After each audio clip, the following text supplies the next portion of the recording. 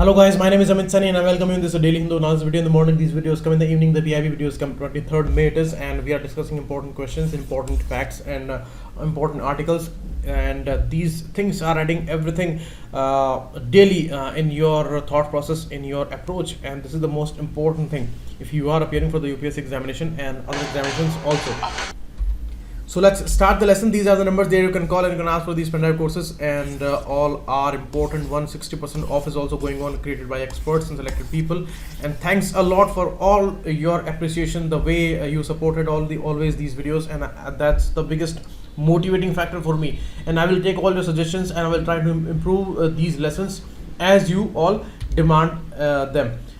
Next, the word Anti-Doping Agency is a foundation initiated by International Olympic Committee. That is correct, but it is not based in France, it is based in Canada. Second option is correct. The agency's key activities include all these things. Okay, recently the issue came regarding the Tamil Nadu sprinter. She won Asian gold in Doha, but now she has failed the dope test twice. So that's why that issue was important. Only 2 is the correct answer here. Next, base erosion and profit shifting. Many times we have discussed this issue. There are MNCs and always they shift their profit, they shift their main offices and all, so that they can evade from tax giving to these governments and all, and this is how they erode the taxing power of the governments, and they shift their profits and they make bigger profits there. So there are 2 issues: tax avoidance and tax evasion. Tax avoidance, it's a legal thing. Tax evasion is an illegal thing. Tax avoidance means out of some loophole you are taking advantage there and you are evading from giving tax. But evasion is a illegal thing. You are cheating the authorities and you are not showing your actual assets and your income, and you are not giving them the tax there. So tax evasion is the case that is relatable with the BEPS. Next, recognition as domestic systematically important banks, DSIBs. Recently, ICICI, SDFC, these banks were declared as DSIBs, and you see RBI started this process in 2015 when it started recognizing these big banks, and they held it on the basis of this systematic importance score, SICs. With this SISs, what they decide that these banks are too big to fail. Means if they are going to fail, then there is going to be a cascading impact on the economy. So we cannot let these banks to be failed. So governments will support that always. And in the case of NPA crisis, in the case of some other funds issue or something like that, then these banks will be supported by the capital money. So this is the first statement is correct and second statement is wrong. So only one is the correct answer here. These are the words that I found today. Now about the important issue. Now see, after a long period of suspicion, issues, discussion and complaints and all kinds of vagaries we have seen regarding this Rafale issue, now a very big news and many big articles are going to come on this issue. Like in France, where IAF Rafale team office was there in the Dassault Aviation's premises, there has been a big theft, and all these documents, they are stolen now. So what that indicates?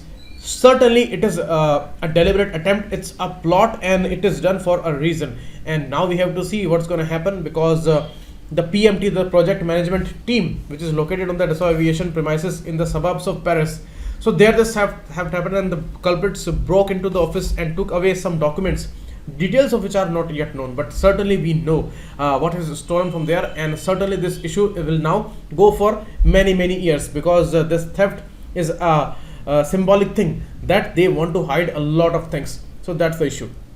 Next, water experts warn of desertification of Marathwada.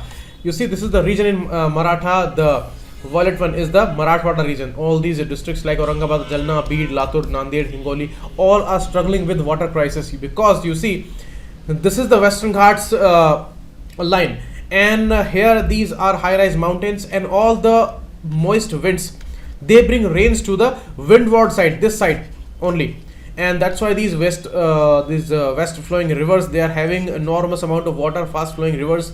And in this leeward region, because there is no obstacle, so these winds already are dried up, and further there is no obstacle, so there will be no rains in this leeward region. And this is the Marathwada Vidarbha region, which are always struggling for the rains, and you see if any river or any tributary is going through any particular area, then these are the only help, otherwise there are hardly good rains in these regions. So this is why they are saying that water experts say about desertification of Marathwada. Very soon this thing will be a reality, and the way deserts are there in western part of the country, these things will be there because consistently for years now. If this is a normal monsoon year, then also in this region they do not get much rains, and populations are huge, always opportunities are not there, and no businesses and no agriculture is supportive, and the main reason is water crisis there. And if this happens, if this goes on for a long period of time, then it is the very difficult thing. Issue of climate change is also applicable here, and you see small amount of change in the rain patterns that may create havoc in this region. And always we see these examples of water train that was sent to this Vidarbha region and Marathwada region 2-3 years back, and because the crisis was so huge, and you see it's a peninsular part of India, so digging wells is not also a simple thing. So always the water harvesting is a bigger help there, but interlinking of water, that is also the biggest solution, but which is not available right now. It may take years and a lot of political will and investment, as I discussed earlier, that is needed there. So it's a political issue always, it's an administrative issue also, and it's a nature's issue also, because it is the region that has a geographical regions for lesser rains. Okay, this is the Vidarbha region, and this is the Marathwada region. You can see Vidarbha and Marathwada. Next, Kochi offers help to solarize airports in ISA countries. You see, from Tropic of Cancer to Tropic of Capricorn, there is equator in between. So all these countries, maximum number of countries are there, and those are invited to join the ISA. Recently in April, Bolivia, before that Argentina, they joined ISA, and they decided to agree with this particular framework. And you see, the important first assembly also happened in New Delhi this year regarding ISA, and the officials from IORA, Indian Ocean Rim Association countries, their officials, they also participated in that, and all are important participatory to this great initiative by India. And jointly India with France, they established ISA. The headquarters is there in Gwalpahadi, Gurugram near Delhi, and it is going on. So issue is that now the membership is open to all the countries, and this assembly happened this year, so a lot of developments are going on, and they are saying that it can be a great alternative to opaque group in the future, because in the future non-conventional fuels, they will be demanded a lot, and we will be dependent on these fuels only. Petrol and diesel, they are gonna be phased out with the time, but it may take decades right now. But you see, the Kochi International Airport, CIAL as they call it, Kochi International Airport Limited. So they started this initiative, and you can see in the picture the solar farm as they call it, because the solar panels, they are installed on a bigger scale in a farm like area, and there they are being dependent on its energy, and it's a great source. You see, it is the unlimited source, and it will go for years and years and years, and maybe centuries, maybe millenniums. This will not end because it is based on the sun's energy. So it is the unlimited source, and India as a tropical country, and other countries which are tropical countries, they have plenty of amount of sunlight, so it's a most viable option. And mainly in the rural areas, it is a miraculous solution, because always they cry for electricity, and that is the biggest problem there. But today we cannot survive without electricity, and all these appliances, electronic instruments and all, they are chargeable, so we need to charge them like mobiles and all. So this solar energy can be a big boom for this area. So they are saying that, like we have taken this initiative, we can help other countries also in ISA group, and all countries we are inviting now to join this. Now a very appreciable and very inspiring example, women pilot Bhavna Kant, scripts history. She has become the first women pilot of the Indian Air Force to be qualified to undertake combat missions on a fighter jet. It's a very courageous thing. It's a male dominated area, and it's an area of warfare, and here a girl is breaking in, and she is setting a great important example, and a trendsetter she is gonna become. So take a picture and stick to your wall, and always look for these kind of people who are trendsetters, who are real heroes, and there is nothing like scripted. It's all a reality, and it's a real courage, and it's a real life issue, and it's a real risk of life also. And people are capable of taking these kind of risk. And now in the male dominated area, a girl is taking this kind of risk, so nothing can be more motivating for all the people, not only for girls, it is for males also, because what we are doing with our life, we can compare that with these kind of courageous people in the life. Next, BrahMos air version, that's a cruise missile. You see, cruise missiles, they always run parallel to the ground with a lesser height from the surface of the earth, and always going in this direction. So it's cruising through the air, it is not in a ballistic path. Ballistic path is like that. So intercontinental ballistic missiles, they are moving like that, but cruise missiles are moving parallel to the surface. So that's the BrahMos cruise missile, and the Brahmaputra and the Moskva river of Russia. On the name of these two rivers, the name is given to it. And from Sukhoi 30 MKI, the important aircraft, from there, this air to surface missile that has been tested, and this was the air version of BrahMos cruise missile. So that's very, very important. Groundwater reserves estimate to be updated soon. You see, the most important information here is the CGWB, Central Groundwater Board, under the Ministry of Water Resources and Rejuvenation. So under that ministry, this is a technical body, and mainly therefore the underground water system of this country. You see, we are heavily dependent on these underground water tables, and which are going very, very down in the recent decades. And according to a particular survey, more than 50 to 60% water tables, they are depleted. So it maintains all these data, it maintains all these informations, and these policy making and all. And you see, in the northern Indian states, this issue is very, very crucial. So this body becomes very, very important. So it is under that ministry, so they may ask you about that. And Central Water Commission is a different body, that's a different technical wing under the same ministry. So they may ask you about all these details, and now they are going to update all these reserve estimates.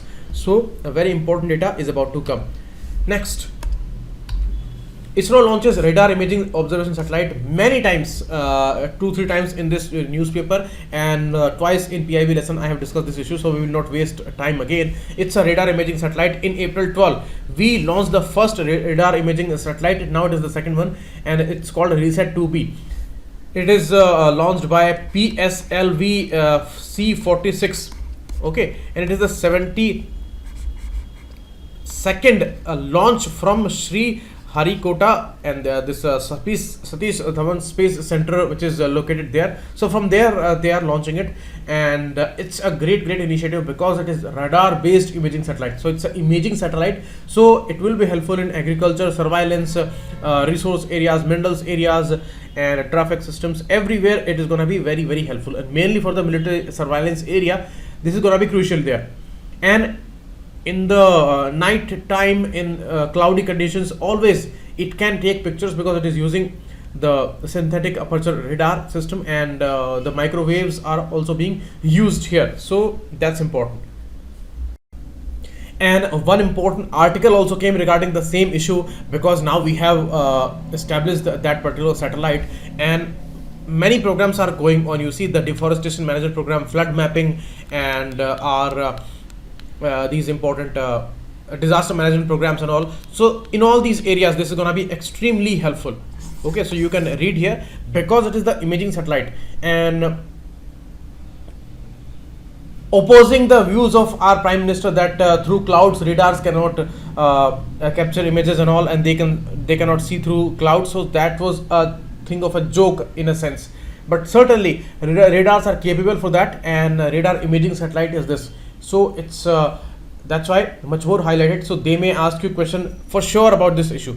So it's a second one, and in April 12 we launched it by ISRO. And you see, this is a very complex satellite, and it's not so easy. And this synthetic aperture radar, that's a system built indigenously. Okay, and for the first time, X-band synthetic aperture is being used by satellite. So that's important, and a bigger wavelength is now being used here. Okay, so this can discriminate things. It have it has much more zooming capacity, and the pixels are also very much clear here. So the target identification and discrimination is the important revolutionary update here. Okay, higher resolution capacity is there. Now on the first page of these articles, all articles are political ones, so we will not discuss that. One article I have taken here, Eye in the Sky. Next, two important articles are there on the second page there. You see, it is regarding the Masood Azhar's issue, and it is regarding the national security strategy, and the DS Huda document that is highlighted here, and the important issues which are discussed there. So we will discuss that. GS paper 2 and 3 will be important for in both these issues, in this issue also and in this issue also, because it is talking about the management of the issues and it is talking about the security issue also. Okay. Next, why China changed its stand on Masood Azhar. You see, the international terrorist, and in Pakistan after since 1999, after the plane hijack in Kandahar, and totally supported by the state, like Hafiz Saeed, who is a commander of Hizbul Mujahideen, and now this Jaish-e-Mohammed leader, this Masood Azhar. They both are free actually, and not much activity is happening against these people. And China was also supporting this particular person, and now for 4 times consecutively it saved this person to be declared as a international terrorist. But now China has changed its stand there. What compelled it to do that? So China says that it's a lengthy and consultative process that we have gone through, and after that we have decided about that. But the important issues are there. US-China tensions, a major reason, because China feels that my image is not that much good in these South Asian countries, in other smaller countries like Sri Lanka, Pakistan. There also the image is in a way mired with some issues like death trap and all, and China's aggressive image in South China, East China Sea. There also many problems are there. Problems are there with Japan also, and now the US is raising all the stakes against China. The trade war is going on. So in this negative environment, China is facing some kind of isolation there. So it cannot deal this situation where it is going to support a terrorist, internationally acknowledged terrorist, not declared but acknowledged terrorist, and all know about that. They all know about the role of this terrorist in the Kandahar hijack. So that was a world renowned issue. So China could not take it anymore further, and they declared it. Second reason, escalation by the US of the matter in the UNSC, means US proposed this issue, and it raised many stakes regarding this issue. So it in a way cornered China in the sense, because it was totally apparent that China is saving a terrorist there, and all countries were against that. So China could not take this anymore, and that was also a reason that compelled it to do so. Next, US, France and UK. These 3 countries brought this proposal, and China could not give them all the credit. That was also the issue, and it wanted to be a part of this particular credit because it was against the important terrorists there, and that's also a dangerous one. Next, China could not have been unmindful of the public sentiments in India, means a popular, very intense negative sentiment was there after the Pulwama attack against this particular terrorist. So China could not ignore that also, and many issues are going on. You see, the BRI issue is also going on. So for that reason also, maybe China is taking this softer stand, and the Wuhan 2 summit is also going on. So there also China cannot face this issue anymore, because it is apparently clear that Jaish-e-Mohammed leader is not a normal person anywhere, and he is a declared terrorist, and the Pakistan country is supporting that issue. So it is an embarrassing situation for China also.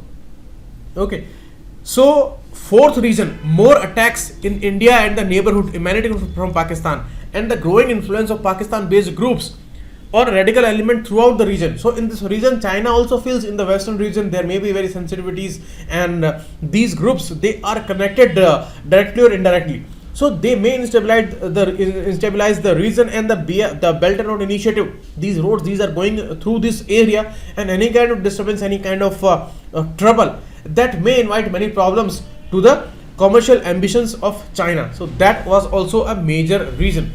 So the country is projecting the new major power diplomacy and propounding an alternative narrative on development issues such as Xi Jinping's community of common destiny. So the rhetoric is on from China's side, and because of that legitimacy that it demands, they have to decide in this way. So that's the reason. And you see, it is not likely that Pakistan is going to take big actions against Masood Azhar now, like it did not take any step against Hafiz Saeed. So it is not expected from Pakistan. But certainly China's stand is an appreciable thing, and maybe they have dropped the Pulwama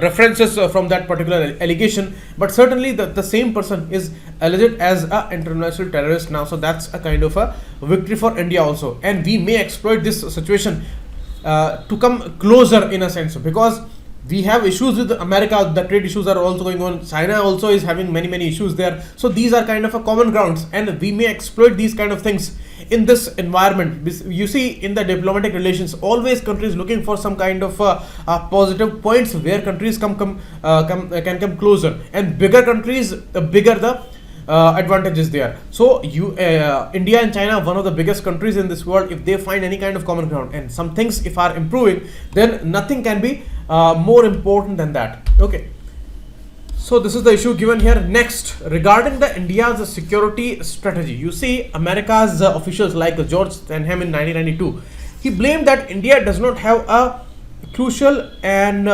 bolstered and innovative and out of the box thinking in this security area, and India's elites show little evidence of having thought coherently and systematically about national strategy.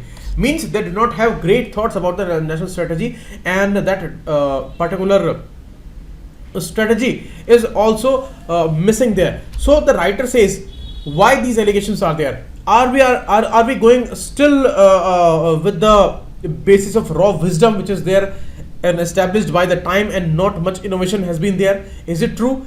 The writer says somehow this thing is true. Happy Mohan Jacob says that India's political class has been very cagey about the situation, means they do not reveal much. But certainly when they asked about these strategies and these particular endorsed documents and all, then not many officials reveal information about that. Even the person who is one of the senior most generals, he was tasked with the Kashmir issue and the border issue with Pakistan. Even that person did not know much about this kind of strategic document. So certainly we need these kind of national security strategy documents. As the NSAB, National Security Advisory Board, says that we tried to formulate these drafts on many occasions, like 4 different occasions, but the political class is never committing something, because they are fearing of a potential commitment trap. Means they will commit something today, and tomorrow when they will not be able to fulfill all the goals, then they will face a heat of it, and they will lose their votes on this very important issue, because it is the issue of national security, and today's campaigns are all based on that national security issue. They are ignoring all these issues and they are covering all other crucial issues in the name of national security. As we have seen shamelessly in this political campaigning, openly the most powerful people in the leaderships and all, they raised only this issue. The posters were based on this issue, so it's a very sensitive one. And seriously, the political classes commitments, campaignings, their thoughts, their political wills, they are of a shameful level in these issues, we can say. And that's why we have been a failure in containing the Kashmir problem. We have issues with Pakistan, we have issues with China, and the biggest problem is that we do not have a certain strategic document that is innovative, that is inclusive, and we are not dealing with all the issues there systematically. Here the writer says National Security Council is there, but that is not operative because it does not meet. Why? Because it's a advisory body, it cannot do much. If you talk about the NSC and if we want some positive outcome of it, then we need to give some powers, give some authority to this NSC, and government has to lose some grip there, because everything is decided by the Cabinet Committee on Security, and that is headed by Prime Minister. So whatever they think as right, they will decide about that, and that's the main executive body. So NSC has no meaning. In the same way, NSA, the National Security Advisor, like in the economic area, National Economic Advisor there, and here the Security Advisor is also there to the Prime Minister's office. So he is responsible for all these advisories, but it's only advisories. It has no legal power. And no business rules are applicable there, and he is not even accountable to the parliament. Means whatever on the discretion the person can advise there to the PMO, but that thing is not having any kind of accountability to the legislature there. So that's also a problem. That means these bodies, they do not have much meaning, because everything is decided by the executive class only, and the cabinet committees which are there headed by Prime Minister, they are deciding everything about that. And the DPC that is recently constituted, the writer says there is no meaning if you are not giving any power. They are only advisory bodies, so there is no meaning to constitute this many number of bodies and not giving them any power. And more worryingly, they are given all the responsibilities on its plate, and not a specific task with some power is given to it. So that means there is no meaning. So the writer says we need a strategic situation there, a strategic security document we need, a systematic approach we need, and you are not doing the same thing. You are just bringing symbolic things, and which are not having any power. And you see, NSA's chair would be there with this DPC, and the demand was there for the Chief of the Defence Staff, but that is also supposed to be scuttled now. And Mr. Huda in his document says that this thing is totally worrisome here, because we need practical solutions there, and these practical people should be there on board. So here the writer says that before the elections, although it was proposed by the opposition, the Congress party, and they took these particular meetings and all, and 6 core policy groups were there headed by the General DS Huda, who was responsible for these strategic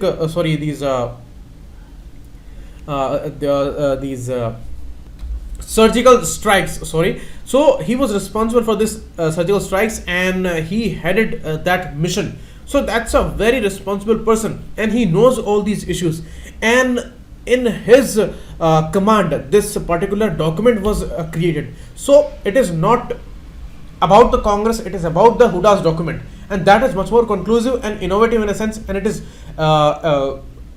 considering the out of the box thinking, and that is very necessary here. You see, the strategy recognizes the centrality of the people, and it says that till the time discrimination is there, inequality is there, lack of opportunities are there, and the risk of climate change is there, technology disruption, water and energy scarcity is there, this country cannot be secure, because the security depends on all these issues. If these issues are there, then the frustration remains in the people, and these people will fight with each other, and certainly these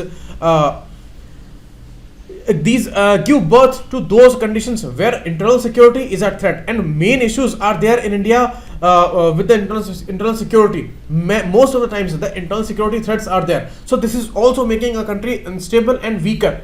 So strategic issues are not only relatable with the defense establishment and the defense forces only.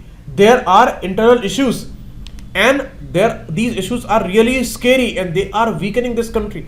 So the strategic document written by the former army general, a man behind the surgical strikes and all, the person says that assuming a rightful place in global affairs is necessary, achieving a secure neighborhood is necessary. Means it's a totally opposite stand. Achieving a secure neighborhood means we are talking about the security of the neighborhood, means we are going beyond our normal terms. Means we have struggles with Pakistan mainly, and with China also, but we are here talking about security of the neighbors also. Means it's a great deal there, and it is the talk of a superpower there, and that should be a reality. So for that we need to resolve all these issues, and we have to deal with the radicalization issue more. The writer says that in this document it is accepted that killing terrorists is necessary. It's an integral part of the military operations, and that's needed there. But bigger thing that is needed, that is tackling the radicalization issue. And here the civil society members, family groups, educationalists, religious teachers, and even the surrendered terrorists, they should be the stakeholders to tackle the radicalization issue, because when the roots are hit, the radicalization is hit, then we can tackle with terrorist numbers. Otherwise consistently they will keep coming, and they will be recruited from the local area only, and the more intensity of the frustration we will see among the people, and that is the reason today we are not able to tackle the Kashmir problem there, because the local recruits were killed there. So the emotions, they are high, and people are not able to think logically there according to our official information. So that's the case that we need to change our approach, and DRDO like bodies which are responsible for defense manufacturing and all, they should be appreciated. Not the private companies we should appreciate, like Ambani's and all. We should appreciate agile like bodies more, because this is the national security issue, and they will be responsible in the crucial times, and their capability is much more important for the country like India. So these are the issues, and here writer explains everything in detail, and really these are the real concerns, and it's a statesmanship approach with the strategic concern there. Because till that time we will not address these kind of issues, we won't be able to make an inclusive document there for our national security strategy.